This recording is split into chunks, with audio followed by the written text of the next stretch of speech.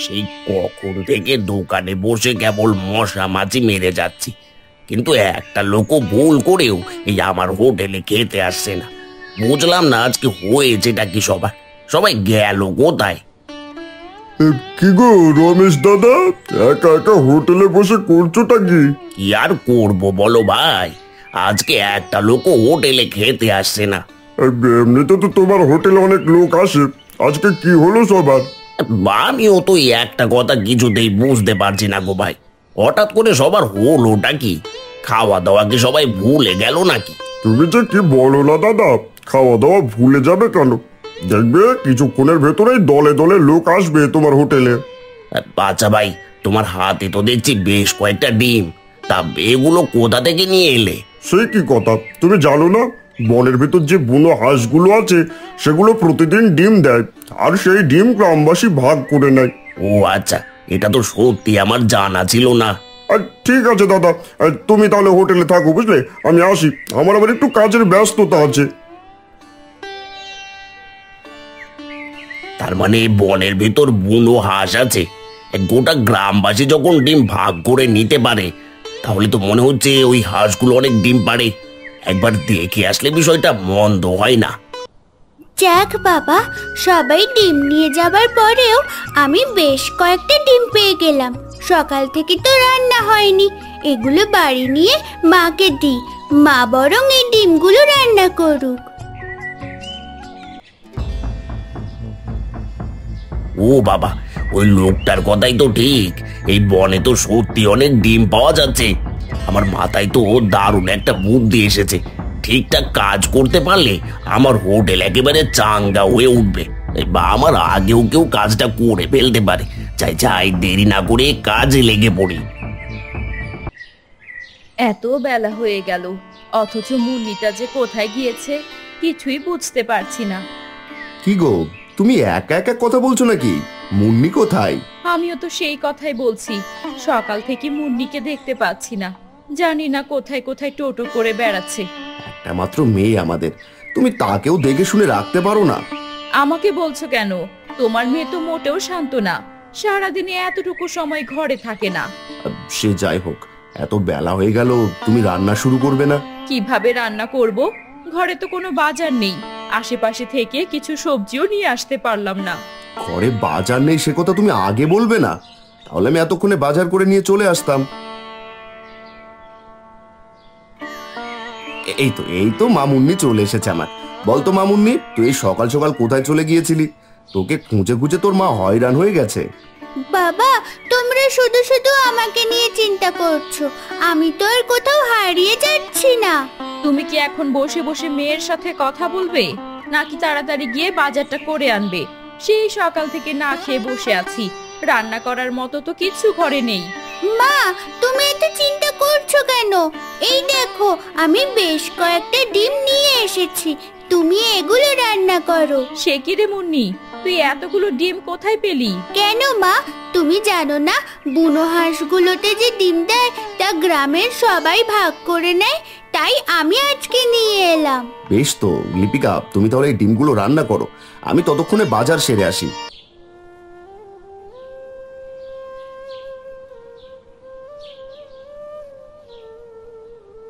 কি গো রমেশ দাদা, তুমি এই অসময়ে হোটেলে না বসে কোথায় যাচ্ছ? আমি তো একটু জরুরি দরকারে জমিদার বাড়িতে যাচ্ছি গো ভাই। হঠাৎ জমিদার বাড়িতে তোমার কি কাজ পড়লো? একেবারে হোটেল বন্ধ করে চললে। তুমি তো জানো বনের ঝোপের ভিতর বুনো হাঁসে ডিম দেয়, তাই ভাবছি জমিদার বাবুকে বলে ওই সব ডিম একা আনার ব্যবস্থা করব। সে কি কথা গো দাদা, ওই ডিম তো গ্রামের সবাই নেয়, তুমি একা তো নিতে পারো না। দেখো রাহুল, আমি কি নেবো আর কি নেবো না সেটা তোমার কাছে শিখতে হবে না, এখন পথ ছাড়ো দেখি আর নিজের কাজে যাও, আমাকেও যেতে দাও। না, কাজটা তো একদমই ভালো হতে যাচ্ছে না। উনহাসের ওই ডিমগুলো পাওয়ায় গ্রামের মানুষের অনেক উপকার হয়, কিন্তু রমেশ দাদা যদি একা ওইসব ডিম নিয়ে নেয় তাহলে তো গ্রামের মানুষের অসুবিধা হয়ে যাবে। আপাতত বাজারে যাই, পরে না হয় এর একটা ব্যবস্থা করা যাবে।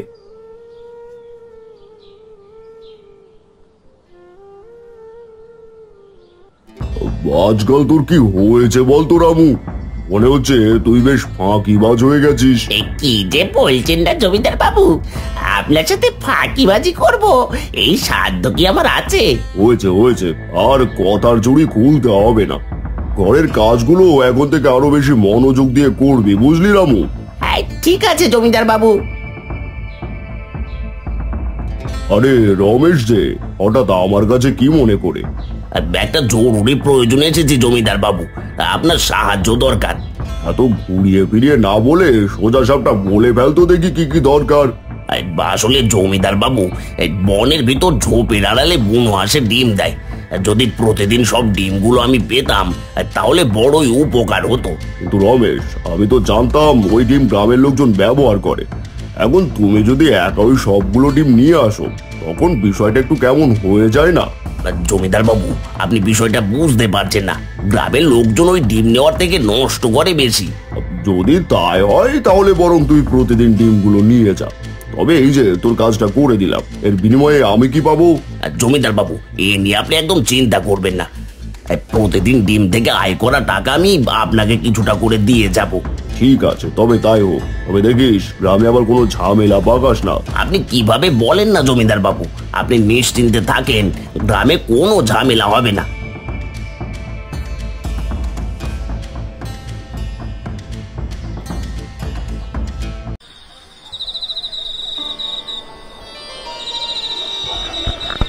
মা, আজকে হাঁসের ডিমগুলো তুমি অনেক ভালো করে রান্না করেছো, অনেক স্বাদ হয়েছে।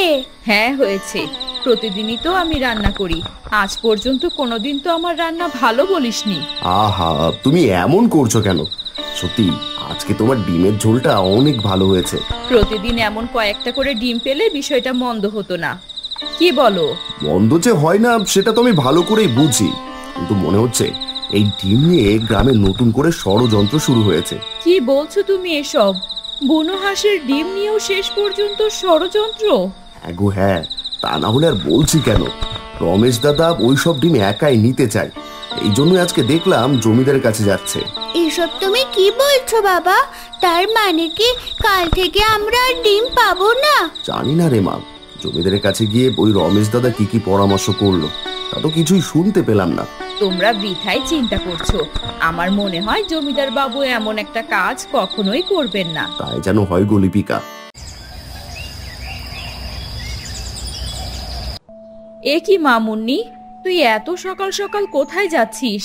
কেন মা, তুমি ভুলে গেলে? আমাকে তো বনে বুনো হাঁসের ডিম আনতে যেতে হবে, দেরি করলে তো আর ভাগে পাবো না। হ্যাঁ সেটা তো ঠিক, ডিম পেতে হলে তো একটু আগে ভাগে যেতেই হবে, তবে তুই কিন্তু আরেকটু সময় ঘুমিয়ে নিতে পারতি। না মা, আমি বেশ ঘুমিয়েছি, আমি এখন তাড়াতাড়ি বেরিয়ে পড়ি, এমনিতেই অনেকটা দেরি হয়ে গেছে।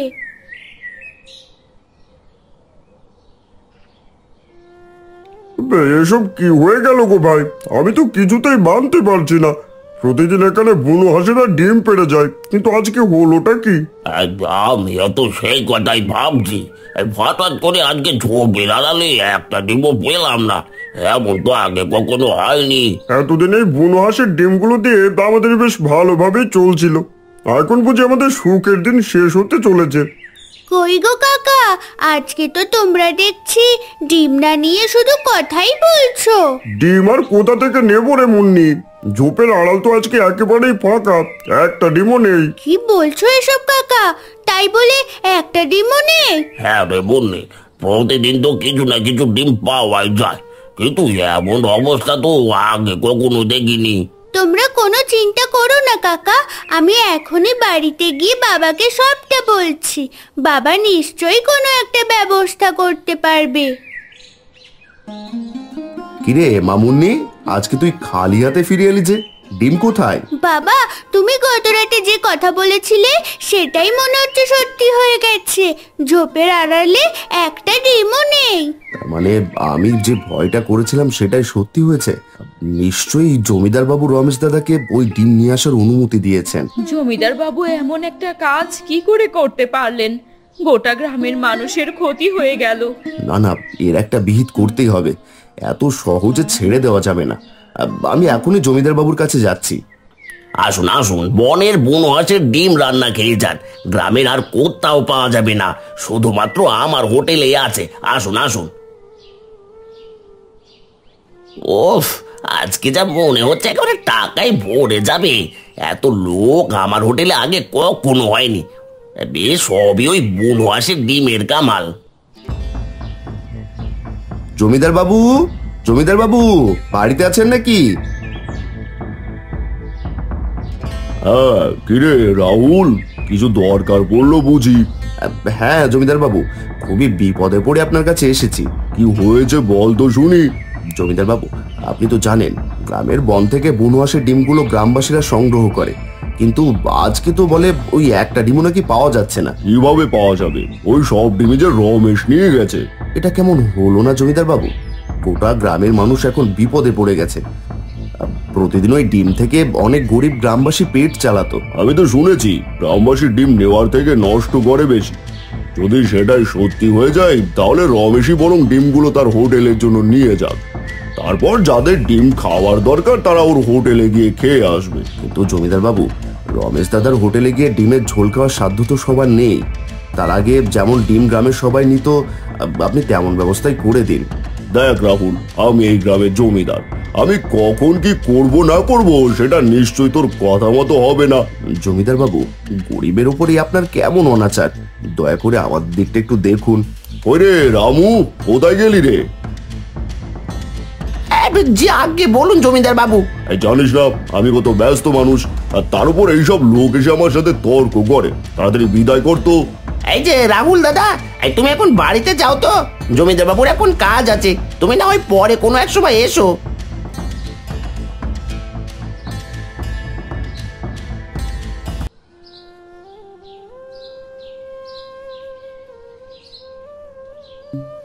এসব কি শুনছি গো রাহুল দাদা? জমিদার নাকি রমেশকে বনের সব ডিম নিয়ে যেতে বলেছে। হ্যাঁ গো ভাই, তুমি একদম ঠিক শুনেছো। কিন্তু এটা তো অন্যায়। আমাদের তো এটা নিয়ে আবার জমিদারের কাছে যাওয়া উচিত। তাতে কোনো লাভ হবে না গো ভাই। আমি মাত্রই জমিদারের কাছ থেকে আসলাম, কিন্তু জমিদার আমার একটা কথাও মানলো না। এখন উপায়? জমিদারের এই একটা কাজে গোটা গ্রামবাসীকে কি দুঃখ পোহাতে হবে? মনে হচ্ছে না জমিদার বাবু আমাদের জন্য কিছু করবে, তাই যা করার বুদ্ধি করে আমাদেরকে করতে হবে। কি করা যায় বলো তো দাদা, আমার মাথায় তো কিছুই আসছে না। তোমরা এক কাজ করো, রাতের বেলা আমার বাড়িতে এসো, সবাই মিলে একসাথে কোনো একটা বুদ্ধি বের করি। আচ্ছা দাদা, তাই হবে। আমরা তাহলে রাতের বেলা তোমার বাড়িতে আসবো।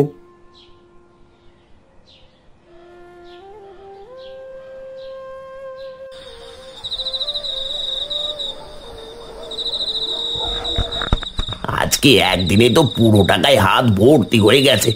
এমন চলতে থাকলে তো 1 মাসের ভিতরেই আমি এই গ্রামের জমিদার হয়ে বসতে পারবো। চাই চাই এখন তাড়াতাড়ি জমিদার বাবুর টাকাটা দিয়ে আসি। তার মানে জমিদার বাবুকে বলেও কোনো লাভ হলো না। লাভ যে কিছুই হবে না সেটা তো আমি আগেই জানতাম। তাহলে এখন উপায়? গ্রামের কয়েকজন লোককে বাড়িতে আসতে বলেছি, যে কোনো একটা বুদ্ধি বের করে এই সমস্যা থেকে গ্রামবাসীকে বাঁচাতে হবে।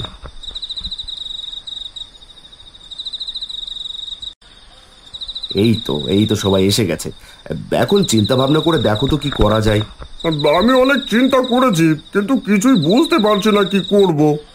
আমার মাথায় কিন্তু একটা দারুণ বুদ্ধি এসেছে। হয়তো ওই জায়গাটা জমিদারের কাছ থেকে রমেশ দাদা নিয়ে নিয়েছে, কিন্তু হাঁস যদি অন্য কোনো জায়গায় ডিম পারে, তখন তো আর রমেশ দাদা সেখান থেকে ডিম নিয়ে যেতে পারবে না। কিন্তু হাঁস ওই জায়গা ছেড়ে অন্য কোথাও ডিম দিতে যাবে বা কেন? হ্যাঁ সেটাই তো কথা, হাঁসগুলো তো ওখানেই ডিম দেয়। হাঁসগুলোর ডিম পাড়ার জন্য আমরা প্রথমে নতুন কোনো জায়গা ঠিক করব। তারপর হাঁসগুলোকে দেখিয়ে দেখিয়ে সেখানে 5-7 দিন খাবার দেব। এতে করে হাঁসগুলো খাবারের লোভে ওই জায়গা ছেড়ে আমাদের দেখানো জায়গায় চলে আসবে, আর দেখা যাবে কয়েকদিনের ভেতরে ওরা নতুন জায়গায় ডিম দিতে শুরু করেছে। বাহ, তুমি তো দারুণ বুদ্ধি দিয়েছো লিপিকা। আমাদের আর কোনো কথা নেই, এই বুদ্ধি অনুযায়ী কাজ করতে পারলেই আমরা সফল হব। তাহলে আর দেরি কেন, আমরা কাল থেকেই কাজে লেগে পড়ি। হ্যাঁ, সেটাই ভালো হবে।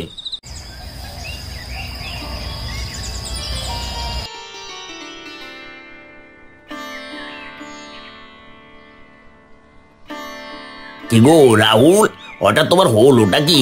ওই জমিতে খাবার চড়াচ্ছ কেন? সে তুমি কিছুদিন গেলেই বুঝতে পারবে দাদা। তোমাদের যা বোকার মতো কাজ, এসব আমি আবার ঠিক বুঝি না। তুমি তোমার কাজ করো দাদা, আমাদেরকে আমাদের কাজ করতে দাও। সে তোমরা যাই করো না কেন, এই হাঁসের ডিম আর তোমাদের কাছে যাবে না। এটা কিন্তু একদমই ঠিক হচ্ছে না রমেশ। কথা ছিল প্রতিদিন ডিম থেকে যে টাকা আসবে তার কিছু অংশ আমাকে দিয়ে যাবি। আমি তো সেই কথা অস্বীকার করছি না জমিদার বাবু, কিন্তু আজকাল ওই বনে একটা ডিমও পাওয়া যাচ্ছে না। হাঁসগুলো সব উড়ে গিয়ে ওই রাহুলের জমিতে বাসা বেঁধেছে। এখন এসব বললে তো আমি শুনবো না। তোর সাথে আমার যা কথা হয়েছে সেই অনুযায়ী কাজ করতে হবে। অবাক করুন জমিদার বাবু, আমার হোটেল আর চলছে না, হাতে একটা টাকাও নেই। কিভাবে আপনাকে দেব বলুন? তাহলে বুঝতে পারছিস গ্রামের অসহায় মানুষদের ঠকিয়ে তুই কত বড় ভুল করেছিস। আমার ভুল হয়ে গেছে জমিদার বাবু, আমি এমন কাজ আর কোনোদিনও করব না। সত্যি লিপিকা, তুমি সেদিন এমন একটা বুদ্ধি দিয়েছিলে বলেই এত তাড়াতাড়ি আমরা ডিমগুলো আবার হাতে পেয়ে গেলাম। হ্যাঁ গো হ্যাঁ, এখন আমরা খুব সহজেই সব ডিম গ্রামের মানুষদের মাঝে ভাগ করে দিতে পারবো। সেদিন আমার ব্যবহারে হয়তো তুই কষ্ট পেয়েছিস রাহুল, কিন্তু ওটা আমার অভিনয় ছিল। সেদিন ওই রকম আচরণ না করলে আজকে রমেশ হাতে নাতেই শিক্ষাটা পেত না। সত্যি জমিদার বাবু, আপনি মহান। তবে সত্যি তোদের বুদ্ধির তারিফ করতে হয়। জমিদার বাবু, এই বুদ্ধিটা আমার মায়ের দেওয়া, তার কথা মতোই সব কাজ হয়েছে। আমি তোমার মায়ের বুদ্ধি দেখে অনেক খুশি হয়েছি মুন্নি। সেই সাথে তোমাদের কাজও অনেক ভালো ছিল। জমিদার বাবু, এখন তো আমাদের থেকে আর কেউ ডিম কেড়ে নিতে পারবে না, তাই না? আর কোনো ভয় নেই মুন্নি, আর কেউ তোমাদের ডিম কেড়ে নিতে পারবে না। এগুলো এখন গোটা গ্রামবাসীর। সেই সাথে এতদিন রমেশের কাছ থেকে আমি যত টাকা নিয়েছি সেই সব টাকা গ্রামবাসীদের মাঝে ভাগ করে দেব। জমিদার বাবু, আপনি সত্যি আমাদের গ্রামের জন্য একটা আশীর্বাদ।